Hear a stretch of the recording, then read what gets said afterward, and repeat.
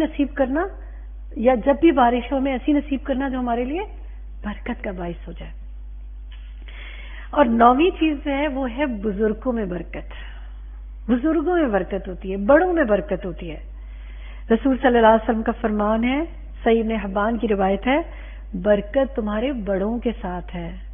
تو جو لوگ بڑوں کے ساتھ رہتے ہیں, بزرگوں کے ساتھ رہتے ہیں, یا ان کو ان کی خدمت کی توفیق ملتی ہے, اس کو یہ نہ سمجھیں کہ یہ کیا مصیبت ہمارے گلے پڑ گئی, اللہ تعالیٰ اس کے ذریعے ان کی زندگی میں برکتیں لے آتا ہے.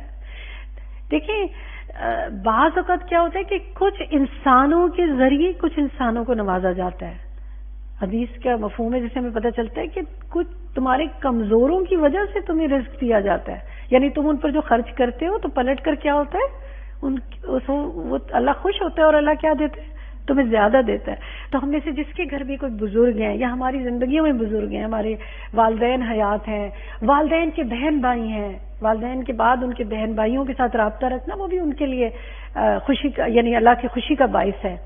پھر اسی طرح اپنے خواتین کے لیے جیسے ان کے سسرال کے جو بزرگ ہیں وہ بھی بزرگ ہیں نا. پھر اپنے پڑوس میں ادھر ادھر, تو بڑوں کے ساتھ دیکھیں. میں کل ہی ایک ریسرچ سن رہی تھی, پڑھ رہی تھی کہ اس میں کسی یونیورسٹی کی ریسرچ تھی کہ جو بزرگ ہوتے ہیں نا ان کو بعض اوقات پیسہ نہیں چاہیے ہوتا, ان کو وقت چاہیے ہوتا ہے. اور جو وقت ہوتا ہے نا وہ ریسرچ اس پر تھی کہ جو وقت دینا ہے نا بوڑھوں کو, وہ ان کی عمر کو بڑھا دیتا ہے. وہ خاص پورا ریسرچ پیپر تھا جس میں یہ تھا کہ اس سے ان کے جو یہ ڈپریشن کی کیفیت ہے وہ ختم ہوتی ہے, ان کے سائیکولوجیکل بیہیویئر چینج ہوتے ہیں جس سے ان کی عمر میں اضافہ ہوتا ہے. اور بعض اوقات آپ دیکھیں, آپ کسی بزرگوں کے پاس بیٹھے ہیں تو وہ ایک ہی بات کیے جاتے ہیں, نوسٹیلجیا کا شکار ہوتے ہیں, پرانی 10 دفعہ سنائی ہوئی کہانی کہتے ہیں. میں تمہیں ایک بات بتاتا ہوں, اور بندہ جو ہے بعض بچے چڑ جاتے ہیں, کہتے ہیں ابا ہر وقت آپ وہی کہانی سنائی جاتے ہیں. اس وقت ابا کی وہی کہانی سننا ان سے محبت ہے, وہ ان کی عزت ہے, اور اس شوق سے سننا جیسے آپ پہلی دفعہ سن رہے ہیں. ایسا ہوتا ہے نا, آپ کے ساتھ بھی گزرتا ہوگا کبھی ایسا. تو یاد رکھیں کہ اللہ کی خوشنودی کا باعث ہے یہ چیز. تو یہ چند چیزیں ہمیں حدیث سے پتہ چلتی ہیں, جو ہم نے 9 چیزیں ڈسکس کی کہ جن میں برکتیں ہیں. اب ہم دیکھتے ہیں برکت والے کام, ہم کیسے برکت حاصل کریں, وہ کیا کام ہے جن سے ہم برکت حاصل کر سکتے ہیں. دیکھیں ہم نے جو دیکھنا ہے, کیونکہ اللہ کے ہاتھ میں ہر چیز ہے, تو ہم نے دیکھنا ہے قرآن کی روشنی میں, ہم نے دیکھنا ہے اللہ کے پیغمبر نبی صلی اللہ علیہ وسلم کے فرمودات کی روشنی میں, جو آپ نے فرمایا اس کی روشنی میں. پیچھے ہم نے پڑھا کہ قرآن برکت والی کتاب ہے, پوری کی پوری کتاب برکت والی. یہ تو اور بات ہے نا کہ ہم نے کتاب کے چند حصے پڑھنا شروع کر دیے اور انہی کو بس بنا لیا کہ یہی پڑھتے رہو اور پوری کتاب کو نہ پڑھا, جبکہ اللہ تعالیٰ تو چاہتا ہے کہ میرے پورے کے پورے کلام کو پڑھا جائے. اس لیے میں نے کہا کہ آپ ایک تھوڑا سا حصہ روز پڑھنے کی عادت ڈالیں. ایک دن تو مکمل کر لیں گے نا قرآن کو, جب مکمل کر لیں پھر سے شروع کر لیں. اور آپ دیکھیں کہ آگے رمضان آنے والا ہے. آپ کہیں گے ابھی تو بڑا دور ہے. کہاں دور ہے, اپریل تو بڑا سر پہ کھڑا ہوا ہے. آج سے اس کی تیاری شروع کریں, ابھی سے تیاری شروع کریں, ابھی سے زندگی میں عادت ڈالیں کہ رمضان سے پہلے زندگی کو ایسے ڈالیں کہ رمضان میں بھی عبادتوں کا لطف انشاءاللہ پچھلے رمضان سے اور بہتر ہو جائے اور برکت ہو جائے. خیر, کیونکہ رمضان جیسے میں نے کہا تھا نا وقت اور جگہ برکت والی ہوتی ہے, تو رمضان کا مہینہ وہ مہینہ ہے جو برکت والا مہینہ ہے, اور یہ آنے والا ہے آگے. تو ہم اس کی تیاری کیسے کریں؟ جب برکت والے مہمان آنے ہوتے ہیں تو بڑی خوشی ہوتی ہے نا دل میں, ہم ابھی سے تیاری شروع کر دیں. لوگ تو شعبان سے کرتے ہیں, ہم ابھی سے کر لیتے ہیں. ہم نے قرآن کی بات کی کہ قرآن برکت والی کتاب ہے. اس کے اندر ایک سورت, خاص طور پہ میں صرف اس وقت ایک سورت پہ بات کروں گی. قرآن پہ تو بہت بات ہو سکتی ہے, لیکن ہمارا موضوع اس وقت قرآن خاص نہیں ہے, ہمارا موضوع برکت ہے. تو سورۃ البقرہ کی تلاوت ہے. ہم اپنے گھر میں برکت تلاش کرتے ہیں نا, تو ہم اپنے گھر میں سورۃ البقرہ پڑھنا شروع کریں, اس کی تلاوت شروع کریں. رسول صلی اللہ علیہ وسلم کا فرمان ہے سورۃ البقرہ کی تلاوت کیا کرو, کیونکہ سورۃ البقرہ کی تلاوت برکت ہے. اس کا چھوڑنا باعث حسرت ہے, اور باطل لوگ اس کا مقابلہ نہیں کر سکتے. اور مسلم کی روایت ہے. اور باطل سے مراد کون ہے؟ جادوگر. یعنی جس کو یہ خیال ہو کہ میرے گھر میں کچھ اثرات ہیں, یا مجھے محسوس ہوتا ہے کہ حسد بہت ہوتا ہے, نظر بہت لگتی ہے, اس کو تو لازم ہے کہ وہ کیا کرے, اپنے بچاؤ کے لیے سورۃ البقرہ پڑھنا شروع کریں. اور آپ دیکھیں کہ حسد یا کسی کی پیار کی نظر یا حسد کی نظر تو کسی وقت بھی کسی کو لگ سکتی ہے نا، لیکن کچھ عمل ہمیں بتائے گئے پروٹیکشن کے کہ اگر وہ تم کرتے رہو گے تو تمہیں ایسی چیزوں کے اثرات سے تم محفوظ رہو گے.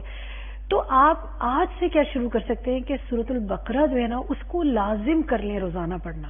یعنی روٹین کی تو آپ عبادت جو پڑھتے ہیں آپ کچھ حصہ روزانہ آیات کا سورۃ البقرہ پڑھیں.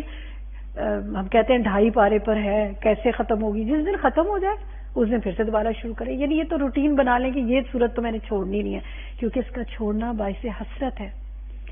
اور ابھی پچھلے دنوں اتنی خوبصورت اس کی تفسیر اتنی خوبصورت الگ سے کروائی گئی ہے، اور یہ الگ کتاب بھی اویلیبل ہے سورۃ البقرہ پر، اگر وہ آپ لینا چاہیں تو وہ بھی مل سکتی ہے انشاءاللہ. تو کہنے کا آپ کے پاس جو قرآن ہے آپ کھولیں اس سے سورۃ البقرہ پڑھیں، لیکن ساتھ جیسے میں نے پیچھے کہا کہ وَاتَّبِعُوهُ ہے نا، پیروی کرو اس کو. دیکھیں یہ آخر اس میں کیا خاص بات ہے سورت میں؟ اس میں صرف بنی اسرائیل کے قصے تو نہیں ہیں، اس کے اندر جو ہیں بہت سی اور باتیں بھی ہیں جو ہماری زندگی میں برکتیں لے کے آئیں گی. جی انشاءاللہ اللہ تعالیٰ ہمیں توفیق عطا فرمائے اس کو پڑھنے کی. پھر دوسری چیز جو ہے وہ استغفار کی پابندی ہے. استغفار اگر تو ہم صبح شام کی دعائیں پڑھتے ہیں نا تو پھر تو الحمدللہ استغفار کم سے کم صبح شام تو ہم کر ہی لیتے ہیں، وہ تو ہم پابندی کریں ہی کریں.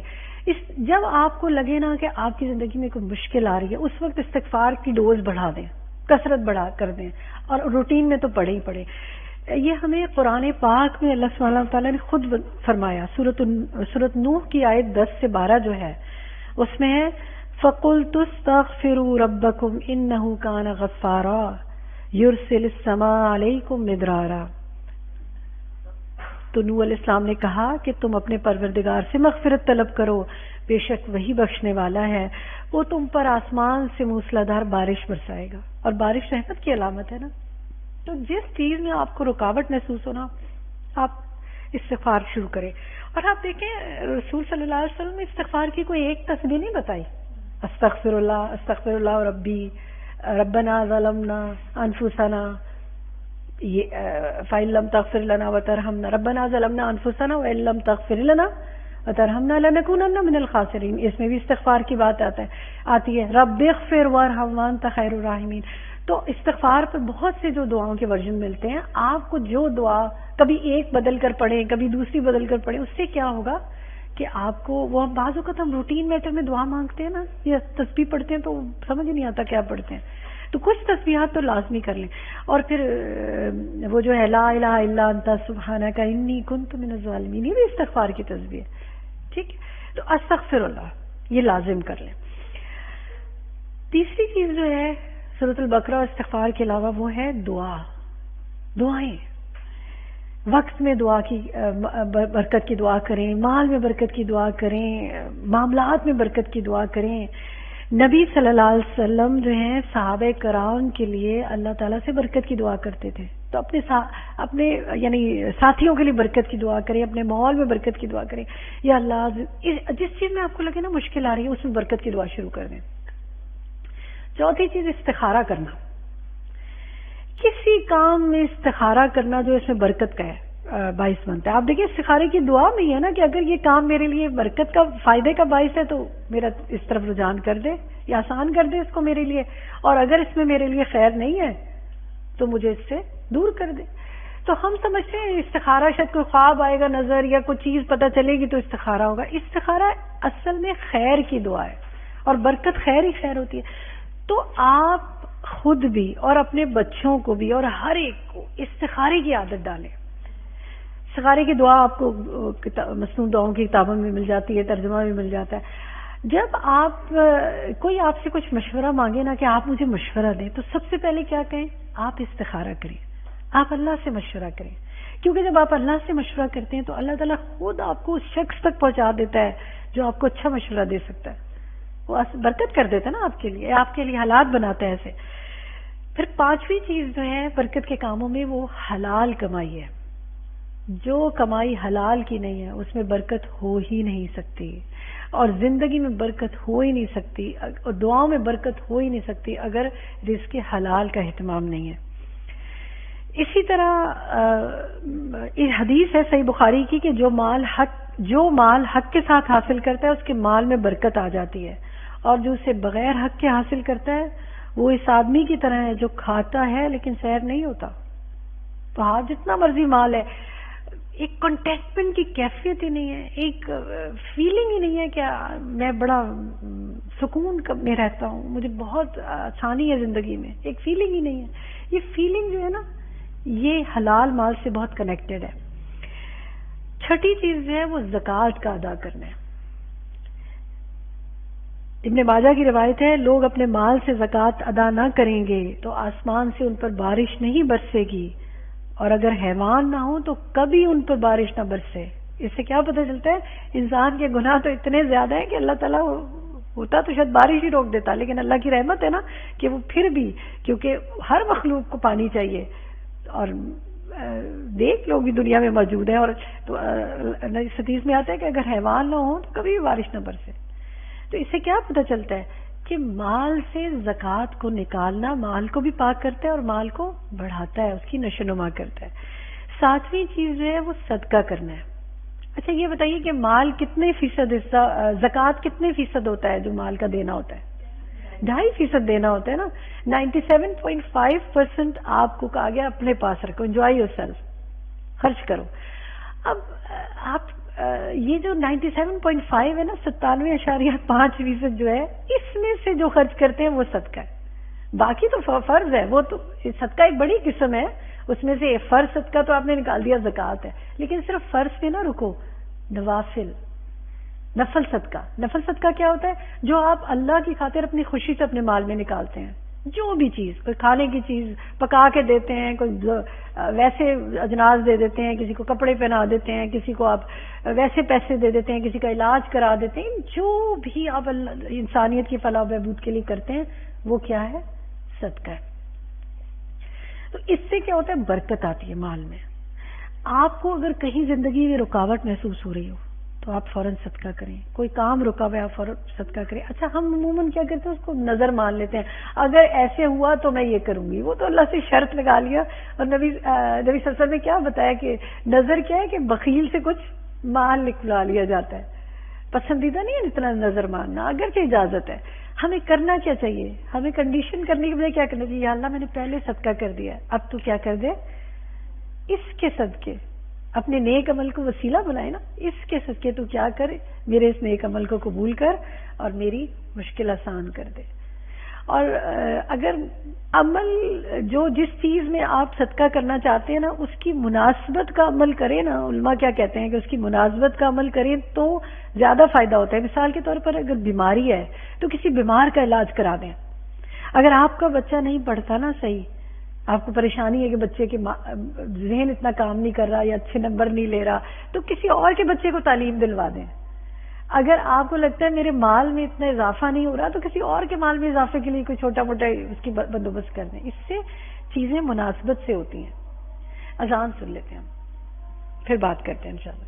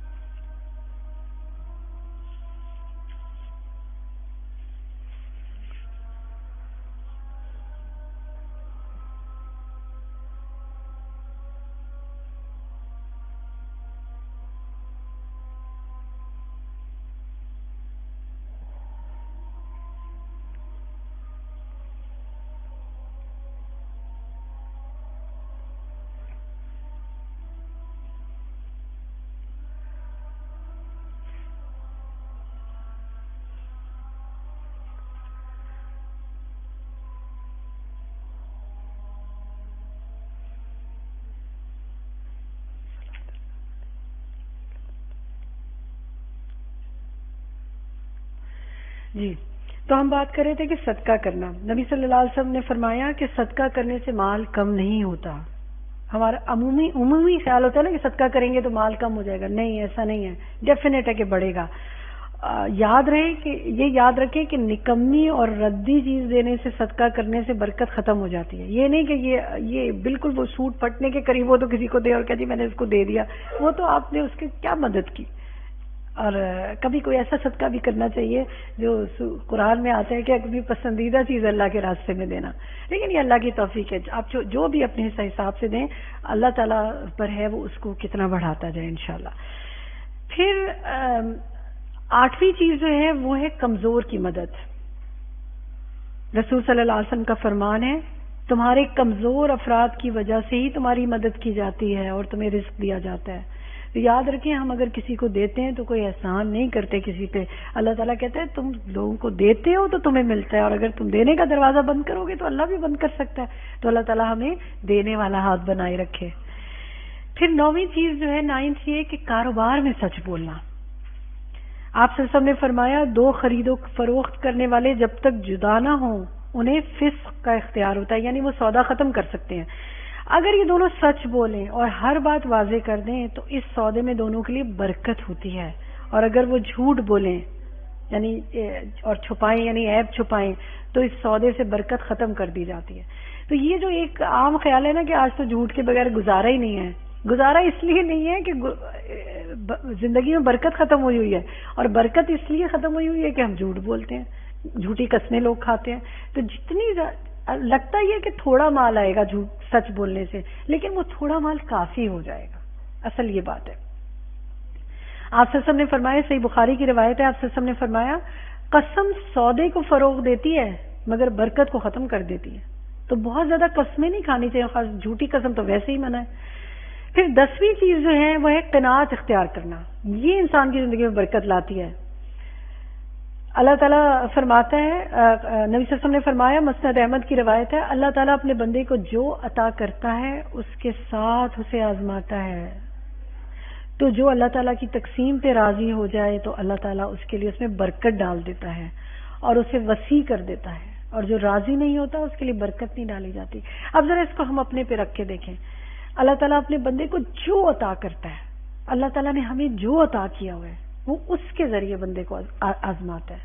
اور اگر اس کی آزمائش کیا ہوتی ہے کہ اس تقسیم پر راضی ہے یا نہیں، میں اپنی شکل سے خوش ہوں یا نہیں، میں اپنے قد سے خوش ہوں یا نہیں، میں اپنی اولاد پر اگر اللہ نے مجھے بیٹے دیے ہیں اور بیٹی نہیں دی تو میں اس تقسیم پہ راضی ہوں، یا اگر بیٹیاں دی اور بیٹا نہیں دیا تو میں اس تقسیم پہ راضی ہوں، یا دونوں ملے جلے دیے ہیں تو میں راضی ہوں. میں اولاد کو پرورش کرنے میں جو مجھے مشکلات ہیں میں ان پہ راضی ہوں. میں اپنے مال میں جو مجھ میں کوئی کمی بیشی میری زندگی میں اس پہ راضی ہوں. دیکھیں بعض لوگ بعضوں کے لیے آزمائش ہوتے ہیں. بعض اوقات آپ کے آس پاس کوئی ایسا شخص ہوتا ہے زندگی میں، وہ آپ کا بہت قریبی شخص ہوتا ہے، آپ اسے چھوڑ بھی نہیں سکتے، اسی کے ساتھ رہنا ہوتا ہے، اور وہی آپ کے لیے آزمائش بنا ہوتا ہے. تو کیا میں اس پر راضی ہوں، اس کو نبھا رہی ہوں، میں خوشی سے نبھا رہی ہوں؟ یہ اگر میں ایسا کر رہی ہوں اور صبر کے ساتھ چل رہی ہوں تو انشاءاللہ اللہ تعالیٰ میری زندگی میں ضرور برکت ڈالے گا، اس کا وعدہ ہے. اور آگے تو پھر انشاءاللہ اس صبر کرنے والوں کے لیے بے حساب اجر ہے. پھر 10ویں یہ چیز تھی. اور 11ویں چیز جو بہت اہم ہے، جو ہماری زندگی سے اب نکلتی جا رہی ہے، وہ ہے صبح کے وقت معاملہ کرنا. نبی صلی اللہ علیہ وسلم نے دعا فرمائی تھی اپنی امت کے لیے کہ اللہم بارک لامتی فی بکورہا، اے اللہ میری امت کی صبح میں برکت ڈال دے. اور امت کی صبح میں برکت کیا ہے کہ ان کے کام صبح صبح شروع ہو جائیں، ان کے صبح کے وقت کام نبٹ جائیں، اور بہترین ٹائم جو ہے وہ برکت والا صبح کا ہو. لیکن سچ بتائیں کہ آج ہماری زندگیوں میں صبح کا وقت برکت والا رہا ہے؟ ہمارے بازار کتنے بجے کھلتے ہیں؟ ہمارے کاروبار کتنے بجے شروع ہوتے ہیں؟ ہماری زندگی میں کھانے پکانا ہم کتنے بجے شروع کرتے ہیں؟ میں نے آج صبح کسی کو فون کیا، کوئی 10:30 کا ٹائم تھا، ان سے کچھ بات کرنی تھی، کافی دنوں سے کچھ وجہ تھی، تو فون انہوں نے اٹھایا تو میں نے کہا مجھے لگتا ہے آپ سو رہی ہیں. کہہ لیں گے ہاں مجھے سمجھ نہیں آتا, آج کل بچوں کی شادیاں ہو گئی ہیں تو کچھ سمجھ نہیں آتا صبح کے وقت کیا کروں, تو میں تو نماز پڑھ کے سو جاتی ہوں.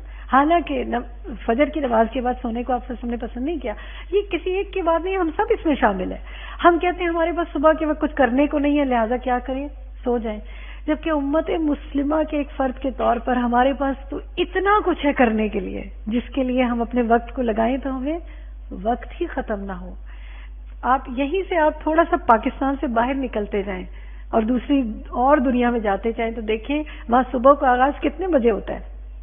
4-5 بجے لوگ برف صاف کر رہے ہوتے ہیں, 6 بجے وہ آفیسز میں پہنچ رہے ہوتے ہیں, 7 بجے ان کے سب کام شروع ہو چکے ہوتے ہیں, اور 5 بجے وہ گھروں کو آ کر مغرب تک کھانے کھا کر, ہماری جو مغرب کا ٹائم ہم کہہ لیں سمجھتے ہیں, وہ مغرب کے ٹائم تک کھانے وغیرہ کھا کے ارلی ٹو بیڈ چلے جاتے ہیں کیونکہ انہوں نے صبح 4-5 بجے اٹھنا ہوتا ہے.